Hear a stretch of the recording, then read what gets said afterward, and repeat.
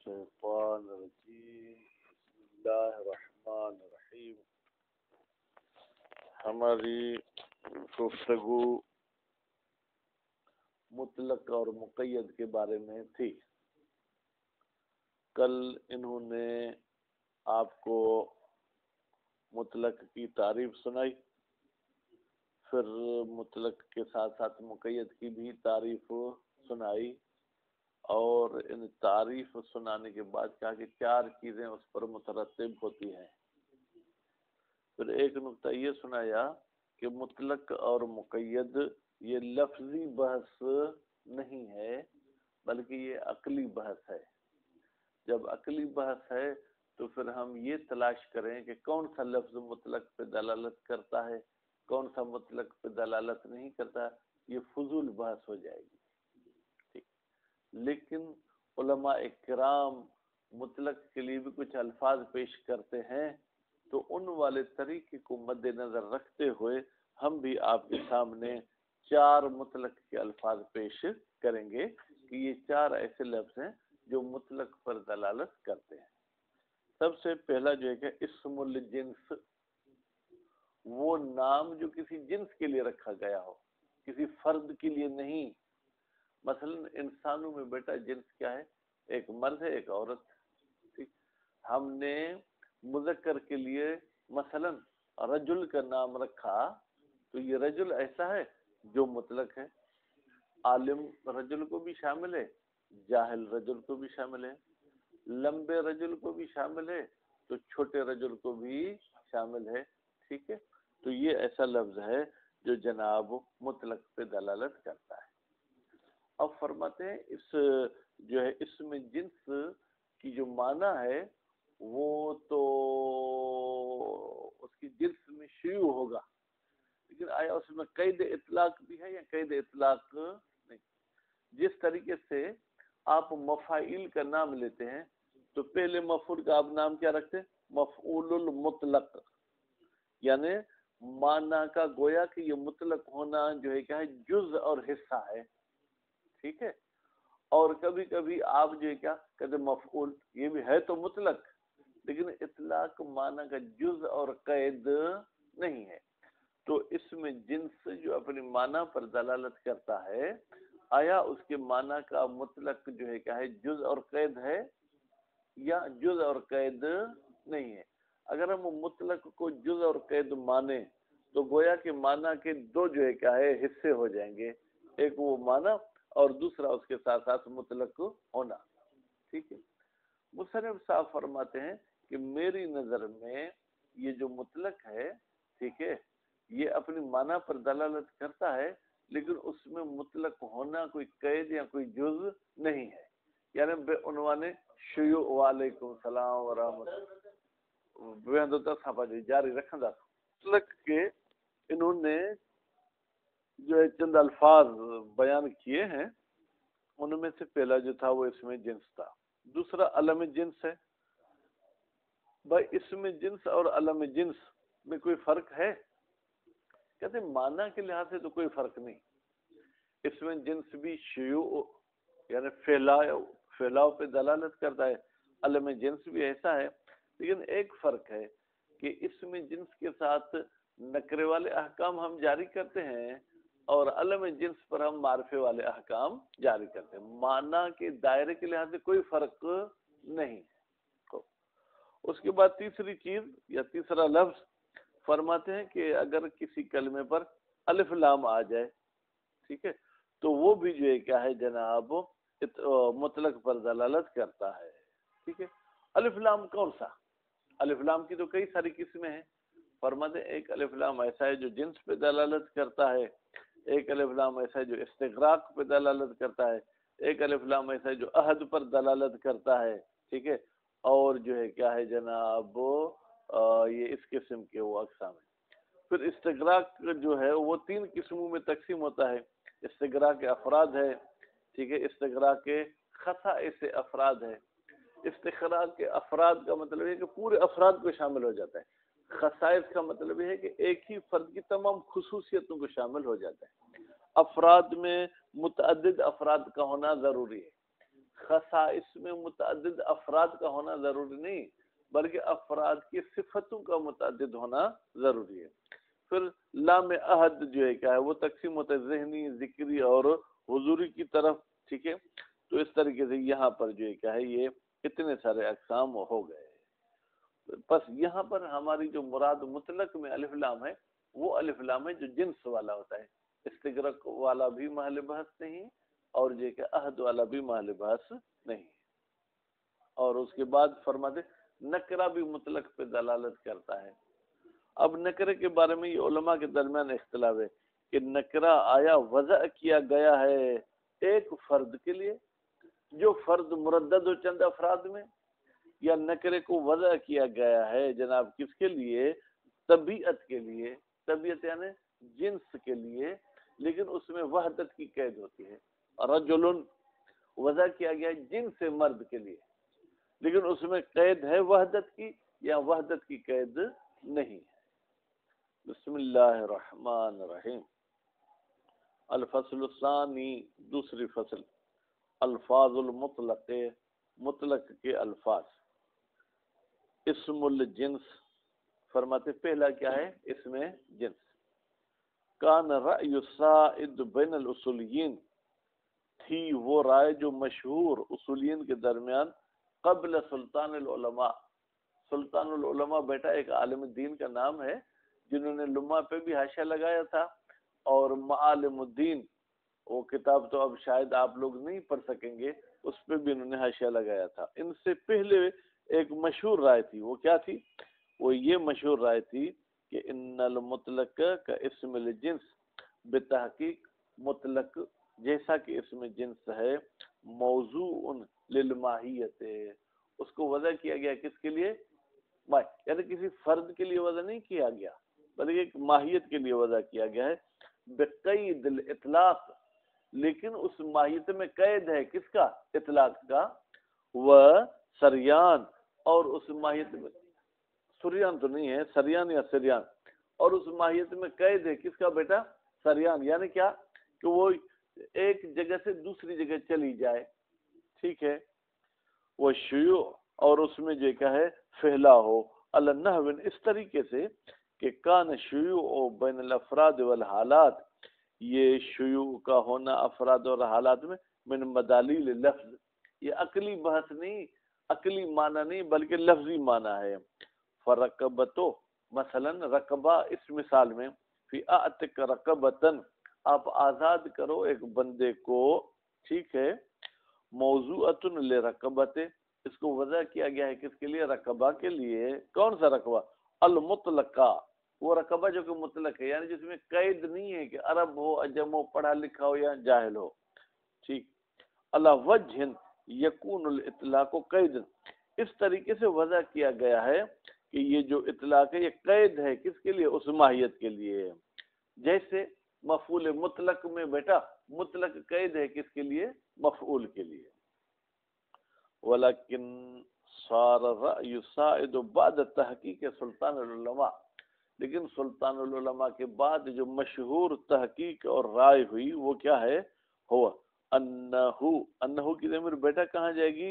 یہ اسم جنس، موضوع للماہیت، اس کو وضع کیا گیا ہے کس کے لیے؟ ماہیت کے لیے۔ المعرات عن کل قید، وہ ماہیت جو خالی ہے، ویسے معرات کا لفظی ترجمہ ننگا بھی کر سکتے ہیں، وہ ماہیت جو ننگی ہے، خالی ہے، عن کل قید، اس میں کوئی بھی قید نہیں لگا ہوا، مشاہد، حتی الاطلاق، یہاں تک کہ اطلاق کا بھی اس میں قید نہیں ہے، کیونکہ مشاہد اگر اطلاق کا قید لگے پھر تو یہ خود مقید ہو گیا، مطلق نہیں ہے۔ نظیر مطلق المفعول، جیسے مطلق ایک ہے مفعول المطلق، اگر مفعول المطلق کہیں گے یعنی مطلق مفعول کے لیے قید ہے، مطلق مفعول ہر مفعول، یعنی اس میں کوئی قید نہیں ہے۔ وَلَذَلِكَ، بھائی اس بات کو مد نظر رکھتے ہوئے کہ یہ جو اسم جنس ہے اس میں آیا اطلاق قید ہے یا قید نہیں ہے؟ فَأَسْمَاءُ الْأَجْنَاسِ، تو وہ اسماء جو جنس پہ دلالت کرتے ہیں، جیسے اسد شیر، انسان بکر گائے، کل موضوع للماہیات، یہ سب کے سب الفاظ وضع کیے گئے ہیں کس کے لیے؟ ماہیتوں کے لیے، المعرات عن کل قید، جناب وہ ماہیات جو خالی ہوتی ہیں ہر قید سے۔ دوسرا لفظ علم الجنس، علم جنس ہے، ان فی لغت العرب اسماء، بتحقیق عربی زبان میں کچھ ایسے اسماء ہیں، ترادف اسماء الاجناس، جو مترادف ہوتے ہیں بیٹا کس اسم کے؟ اس میں جنس کے، ٹھیک۔ لیکن تعامل معها، لیکن معاملہ کیا جاتا ہے ان اسماء کے ساتھ معاملۃ المعرفت، جیسے معرفے والے احکام ہوتے ہیں۔ بھائی معرفہ کو مبتدا بنا سکتے ہیں تو ان کو بھی مبتدا بنا سکتے ہیں، معرفہ حال نہیں بنتا تو یہ بھی حال نہیں بنیں گے۔ خوب، بخلاف اسماء الاجناس، جو کہتے ہیں کہ یہ جو اسماء ہیں یہ اسماء اجناس کے مخالف ہیں، فَيُعَامَلُ مَعَهَا، معاملہ کیا جاتا ہے اسماء اجناس کے ساتھ معاملۃ النکرۃ، نکرے والا معاملہ۔ وَهُنَاكَ فَرْقٌ بَيْنَ الثَّعْلَبِ وَالسُّؤَالَ وَأَسَدُ وَأُسَامَہ، کہتے ہیں یہاں پر بیٹا فرق ہے کس میں؟ ثعلب میں اور سؤالہ میں، اسد میں اور اسامہ میں۔ بھائی کیا مطلب ہیں؟ دونوں کے دونوں بھائی ثعلب اور سؤالہ کی ایک معنی ہے، لیکن ثعلب کو آپ اس میں جنس مانیں گے، سؤالہ کو علم جنس ہیں، دونوں یہ لومڑی کی معنی میں۔ اسد کو آپ اس میں جنس مانیں گے اور اسامہ کو آپ جو ہے کہ علم جنس مانیں گے، دونوں شعر کی معنی میں ہیں۔ حیث یکا الثانی منہما مبتدأ، ان الفاظ میں سے جو دوسرا ہے وہ مبتدا واقع ہو سکتا ہے، کون سا؟ پہلے میں سؤالہ اور دوسرے میں اسامہ۔ وذا حال، اور یہ دونوں ذوالحال بھی ہو سکتے ہیں کیونکہ ذوالحال کا معرفہ ہونا ضروری ہے۔ بخلاف الاولین، لیکن پہلے جو دو لفظ ہیں، پہلے کون سے دو لفظ ہیں؟ ثعلب اور اسد، ٹھیک ہے، یہ نہ مبتدا بن سکتے ہیں نہ ذوالحال بن سکتے ہیں۔ وہذا ما دعاہم الی تسمیۃ ذلک، ہذا یہ جو ہم نے بات کہی کون سی؟ کہ علم جنس مبتدا بھی بن سکتا ہے، علم جنس ذوالحال بھی بن سکتا ہے۔ ہذا ما، یہ وہی چیز ہے، دعاہم جس نے علماء کو دعوت دی ہے، الی تسمیۃ ذالک بعلم الجنس، کہ وہ اس چیز کا نام کیا رکھیں؟ علم جنس رکھیں، اس میں جنس نہ رکھیں۔ تیسرا لفظ المعرف بالالف واللام، وہ لفظ جس پر الف لام داخل ہوتا ہے۔ اللام تنقسم الی، حقیقت میں ال کہنا چاہیے تھا، ال تنقسم الی، بھائی ال کی تقسیم ہوتی ہے لام جنس کی طرف، لام استغراق کی طرف، لام عہد کی طرف، پھر لام استغراق تقسیم ہوتی ہے استغراق کے افراد اور استغراق کے خصائص افراد کی طرف، اور لام عہد تقسیم ہوتی ہے ذہنی، ذکری، حضوری کی طرف۔ فصارت الاقسام ستۃ، بیٹا کتنے قسم ہو گئے؟ 6۔ کون سے؟ ایک الجنس، ٹھیک ہے، اور دوسرا جو ہے کیا ہے جناب استغراق افراد، تیسرا استغراق خصائص افراد، اور چوتھا جو ہے کیا ہے عہد ذہنی، پانچواں عہد ذکری، چھٹا عہد حضوری۔ والمقصود منہ ہونا، کہتے ہیں مقصود ال سے یہاں پر یعنی اطلاق کی بحث میں المحلہ باللام الجنس، وہ مراد ہے جس کو الف لام جنس کے ساتھ معرفہ کیا جائے، جیسے عرب کا یا علماء کا قول ہے التمرۃ خیر من جرادۃ، بھائی کھجور بہتر ہے کس سے؟ اس سے ٹڈی سے، جس کو آج کل ہم ماکڑ بولتے ہیں، ٹھیک ہے۔ فرماتے ہیں کہ کھجور یعنی کھجور کی جنس، جو بھی کھجور ہو، کربلائی کھجور ہو، بصرے والی کھجور ہو، اصیل کھجور ہو، اس کی جنس بہتر ہے کس سے؟ جناب ماکڑ سے۔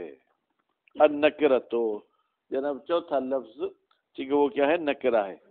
اختلفت کلمۃ الاصولیین، اصولیون کی آگاہ گفتگو میں اختلاف ہو گیا ہے، فی ان النکرۃ هل وضعت للفرد المردد، کیا نکرے کو وضع کیا گیا ہے اس فرد کے لیے جو مردد ہوتا ہے بین الافراد، چند افراد کے درمیان، او موضوعۃ للطبیعہ، یا نکرے کو وضع کیا گیا ہے طبیعت کے لیے، طبیعت یعنی اس جنس کے لیے، المقیدہ بالوحدہ، البتہ اس طبیعت میں قید لگائی گئی ہے کس کی؟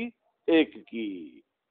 وہ تحقیق ہو ثانی، فرماتے تحقیق دوسری بات ہے، یعنی نکرے کو فرد مردد کے لیے وضع نہیں کیا گیا بلکہ نکرے کو طبیعت کے لیے وضع کیا گیا، طبیعت یعنی کلی، ایک کلی کے لیے وضع کیا گیا ہے، لأن النکرۃ عبارۃ عن اسم الجنس، اس لیے کہ نکرہ وہی اسم جنس ہوتا ہے، الذی دخل علیہ تنوین، صرف فرق یہ ہوتا ہے کہ اس نکرے پر تنوین داخل ہوتی ہے، فاسم الجنس یدل علی الطبیعہ، بس اسم جنس دلالت کرتی کس پر؟ طبیعت پر، وتنوین یدل علی الوحدۃ، اور تنوین جو ہے وہ دلالت کرتی ہے کس پر بیٹا؟ وحدت پر دلالت کرتی ہے۔ بس دو چیزیں ہو گئی، شیوع پر دلالت کرتا ہے اسم جنس، اور وحدت پہ دلالت کرتی ہے کون؟ تنوین۔ وَأَمَّا الْقَوْلُ، لیکن یہ قول کہ بِأَنَّهَا مَوْضُوعَةٌ لِلْفَرْدِ الْمُرَدَّدِ بَيْنَ الْأَفْرَادِ، بِأَنَّهَا کی ضمیر بیٹا جائے گی نکرہ کی طرف، کہ اس نکرہ کو وضع کیا گیا ہے اس فرد مردد کے لیے، بین الافراد جو چند افراد کے درمیان مردد ہوتا ہے، وغیر تام من، یہ قول اور یہ بحث تام نہیں ہے، اذ لازم ذالک، مشاہد فرماتے ہیں لازم ذالک، ذالک کا اشارہ کہاں جائے گا؟ اگر نکرے کو فرد کے لیے آپ معین مانیں، اللہ یصح امتصالہ، پھر تو اس نکرے کا امتصال کرنا صحیح نہیں ہے، اذا وقع متعلقا للحکم، یا اس فرد مردد کا امتصال نہیں کر سکتے جب حکم کا اس کے ساتھ تعلق ہو، لأن الفرد الممتصل به، مشاہد صاحب، اس لیے کہ وہ فرد جس کی آپ اطاعت کریں گے وہ مردد ہوگا یا معین ہو جائے گا؟ وہ تو معین ہو جائے گا، جبکہ حکم کس کے ساتھ آیا ہے؟ فرد مردد کے لیے، پھر فرد مردد کو آپ کیسے انجام دیں گے؟ اگر حکم کا تعلق طبیعت کے ساتھ ہو پھر تو طبیعت یعنی کلی، اس کلی کے کسی بھی ایک فرد کو انجام دیں تو طبیعت وجود میں آ جائے گی، اس پر آپ عمل کر سکتے ہیں، لیکن اگر فرد مردد مراد لیں گے تو اس پر عمل کرنا قابل قبول نہیں ہوگا۔ میں آپ کو کہتا ہوں جئنی برجل، ایک مرد کو میرے پاس لے آؤ، آپ گئے نسیم صاحب کو لے آئے، اب اگر ہم کہتے ہیں کہ نکرہ دلالت کرتے ہیں فرد مردد پر، یہ جو آئے میرے سامنے یہ تو مردد نہیں، یہ تو معین ہو جائیں گے، تو فرد المتعین ما ان المامور به هو الفرد المردد، جبکہ مامور به کون ہے؟ فرد مردد ہے۔ فاذا قال جئنی بانسان، جب کوئی آپ کو کہتا ہے کہ ایک انسان لے آؤ، فأي انسان اتیت به، پھر جس بھی انسان کو آپ لے آؤ، فهو هو، وہ تو وہی انسان ہو جائے گا، یعنی وہی معین ہو جائے گا، ولیس مرددا، اور جو آپ لائے ہیں وہ مردد نہیں ہے، بینہ، اپنے درمیان، وہ بین غیر ہی، اور اپنے غیر کے درمیان۔ جب نسیم لے آئے تو نسیم مردد تھوڑی کہ یہ نسیم ہے یا منتظر، یہ تو بھائی نسیم ہے، یہ جو ہے کیا ہے وہ منتظر نہیں ہے۔ یہ فصل ثالث اگر پڑھ لیں تو جمعرات کو ختم ہوگا، ورنہ مشکل ہے ختم ہونا، جیسے آپ کہیں ہاں کو بسم اللہ الرحمن الرحیم، پھر اس میں بھی بسم اللہ کرتے ہیں۔ بھائی مطلق کو جب آپ قید لگاتے ہیں تو مشاہد اس مطلق کا دائرہ کچھ نہ کچھ تو محدود ہوتا ہے۔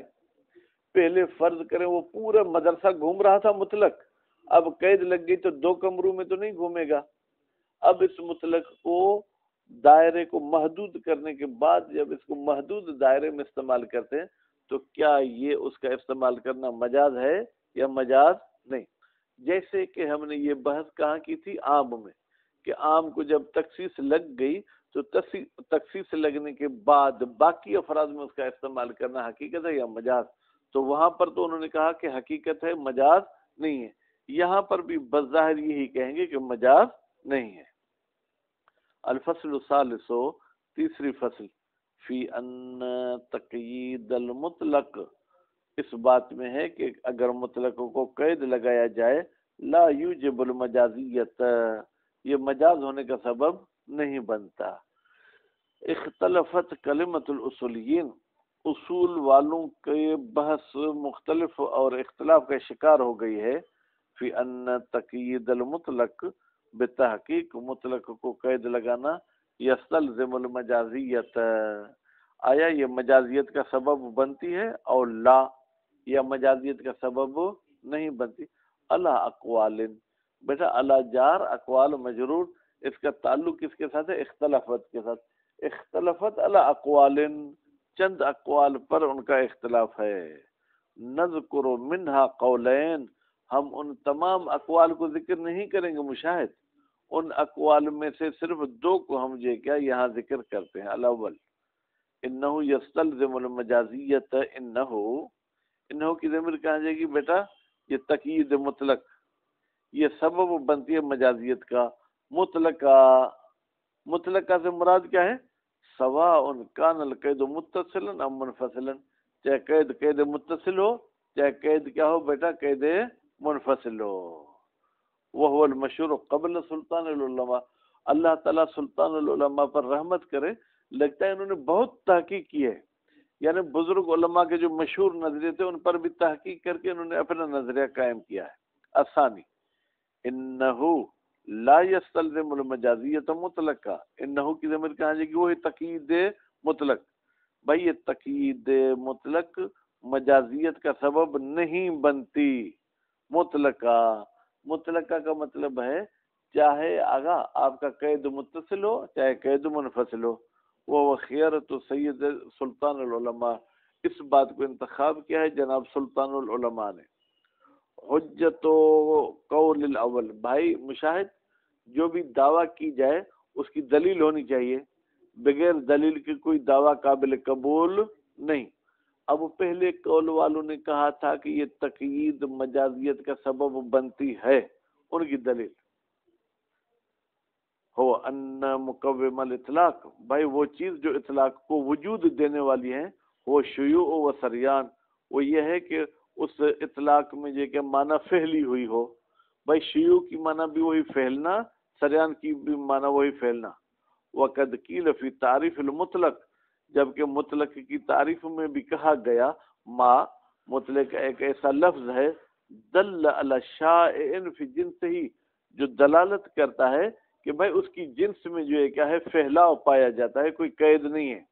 وہ بالتقیید، پس مطلق کی معنی کیا ہو گئی؟ شیوع.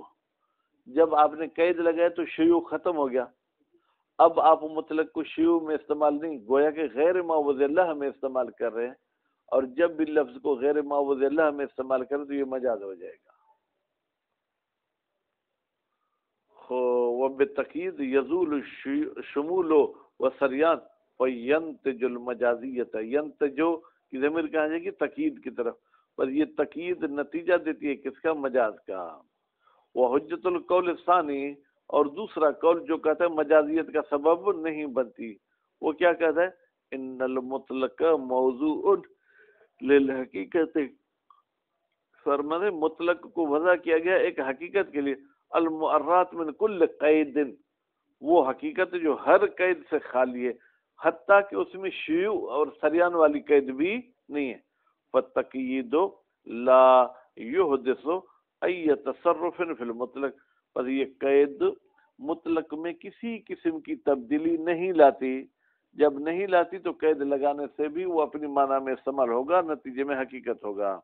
والحق ان تقیید لا یوجب مجازیت المطلق، یہ اگر جعفر سبحانی کا نظریہ ہے کہ بھائی یہ قید لگانا مجاز ہونے کا سبب نہیں بنتا، چاہے مطلق جو ہے کہ وضع کیا گیا شائع کے لیے، چاہے مطلق کو وضع کیا گیا خود ماہیت کے لیے، وہ ماہیت جو خالی ہوتی ہے ہر قید سے.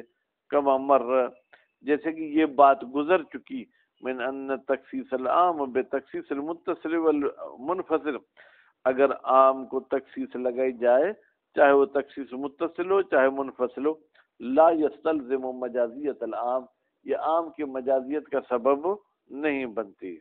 لأن کل لفظ، اس لیے کہ ہر لفظ مستعمل فی معنی ہو، اس کو اپنی معنی میں استعمال کیا گیا ہے. فلو قلنا، اگر ہم کہیں بأن المطلق موضوع للشائع فی جنس ہی، کہ بھائی مطلق وہ لفظ ہے جس کو وضع کیا گیا ہے اپنے جنس میں جو ہے کہ شیوع پر، فو مستعمل فی معنی ہو، تو مطلق کو تو وہی ہم نے اپنی معنی میں استعمال کیا ہے.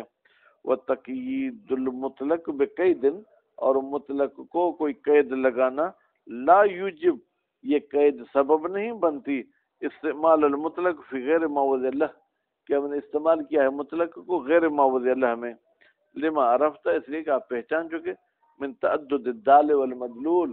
بھائی جب مطلق اور مقید لاتے ہیں تو دلالت کرنے والے دو لفظ ہوتے ہیں، ایک مطلق اور ایک جو کیا ہے وہی قید.